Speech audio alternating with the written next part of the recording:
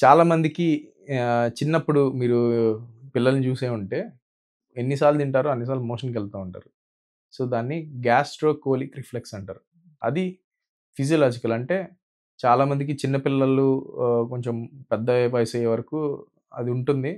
వయసు పెరిగే కొద్దీ ఆ సింప్టమ్ అనేది తగ్గిపోతుంది. మనకి కొంతమందికి అడల్ట్స్‌లో గూడా ఇలాగ చూస్తా ఉంటాం. అంటే పెద్దవాళ్ళైనా గూడా ఇది కంటిన్యూ అవుతా ఉంటుంది. దానికి కారణం వచ్చేసరికి ఐబీఎస్ ఇరిటబుల్ బౌల్ సిండ్రోమ్ అనే సమస్యతో బాధపడుతున్నోళ్ళకి ఈ గ్యాస్ట్రోకోలిక్ రిఫ్లక్స్ అనేది ఇంకా పర్సిస్టెంట్‌గా అట్లాగే ఉంటుంది. అంటే ఆహారం పొట్టలో చేరంగానే పొట్టలో ఉండే సిగ్నల్ అనేది ఈ పెద్ద పేగులోకి ఎళ్లి పెద్ద పేగు లాస్ట్ భాగంలో ఉన్న మోషన్ అనేది బయటికి పంపించేస్తుంది.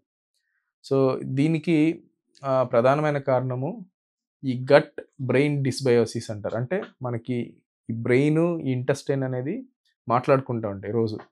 సో, మనకి అనుకుంటాం ఇది వన్ వే అని. అంటే బ్రెయిన్ నుంచి గట్‌కెళ్తుంది గానీ, కానీ గట్ నుంచి కూడా బ్రెయిన్‌కి మనకి ఏమైనా ప్రాబ్లమ్ ఉంటే అది కూడా కమ్యూనికేట్ చేస్తుంది. ఇది ఒక చిన్న నరం. అంటే అది వేగస్ నర్వ్ అంటారు. సో, మనం ఎప్పుడైనా గట్ బాలేకపోయినా మన మూడ్ బావుండదు. మన మూడ్ బాలేకపోయినా కూడా గట్ బావుండదు. సో, ఈ 2 కూడా చాలా ఇంటర్ కనెక్టెడ్. మనకి చాలా మందికి తెలియనిదేంటంటే, మన గట్‌లో ఒక హ్యాపీ హార్మోన్ అనేది ఉంటుంది. దాన్ని సెరోటోనిన్ అంటారు. ఇది 80% గట్‌లో ఉంటుంది. 20% బ్రెయిన్‌లో ఉంటుంది.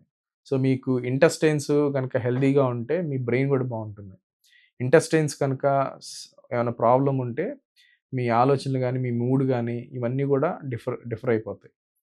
సో, అట్లాగే ఈ కమ్యూనికేషన్‌లో ప్రాబ్లమ్ వల్ల ఇలాగ ఎన్ని సార్లు తింటే అన్ని సార్లు మోషన్‌కెళ్ళడము, మోషన్‌లో మ్యూకస్ రావడము, కొంచెం తినంగానే కడుపంతా టైట్ బ్లోటింగ్ అవ్వడము, మనం తిన్న ఆహారం సరిగ్గా డైజెషన్ గాక అబ్జర్వ్ గాకపోవడము, ఎక్కువ సార్లు లూజ్ మోషన్స్ లేకపోతే హార్డ్‌గా మోషన్ అవ్వడము.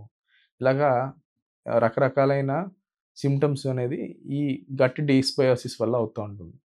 సో, ఇది తగ్గించుకోవాలి అంటే మనం ఒకటి బ్యాలెన్స్‌డ్ ఫుడ్ తినాలి. అంటే అన్ని రకాలైన కాయగూరలు, కూరగాయలు, పండ్లు ఉన్నయి ఎక్కువ తీసుకోవాలి. ఎక్కువ ultra process foods, junk foods especially సుక్రోజు ఇలాంటి ఫుడ్స్‌ని అవాయిడ్ చేయాలి. ఆల్కహాలు, స్మోకింగ్ తగ్గించాలి. ఫిజికల్‌గా మనం ఎక్సర్సైజ్ చేయడం వల్ల గూడా ఇంటెస్టైన్ హెల్త్ అనేది ఇంప్రూవ్ అవుతుంది.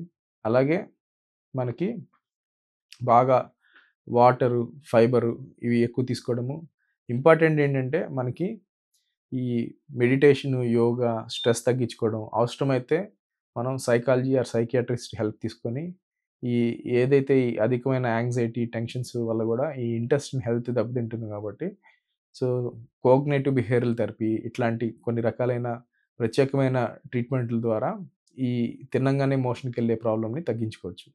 అవసరమైతే కొన్ని మెడికేషన్స్, ప్రోబయోటిక్స్ అంటే మనకి ఈ సూక్ష్మ క్రిములు ఏవైతే ఉంటాయో మనకి గట్‌కి హెల్ప్ చేసేవి అలాంటి టాబ్లెట్ రూపంలో తీసుకోవడం, లేకపోతే ప్రోబయోటిక్ రిచ్ ఫుడ్స్ తీసుకోవడం. అంటే మనకి పెరుగు, యోగర్టు లేకపోతే కొన్ని పులిసిపోయిన ఈ కిమ్చి ఇట్లాంటి ఫుడ్స్ కానీ, లేకపోతే మన ఇండియన్ ఫుడ్స్ అయితే ఇడ్లీలు, దోసల్లో ఇలాంటివి తీసుకోవడం వల్ల గూడా అండ్ చద్దన్నం వీటిలో ఎక్కువ ప్రోబయోటిక్ ఫుడ్ ఉంటుంది. అవి తీసుకోవడం. అలాగే బాగా వాటరు ఇవన్నీ చేసుకోవడం ద్వారా ఈ తినంగానే మోషన్‌కెళ్ళే ప్రాబ్లమ్‌ని మనం క్యూర్ చేసుకోవచ్చు.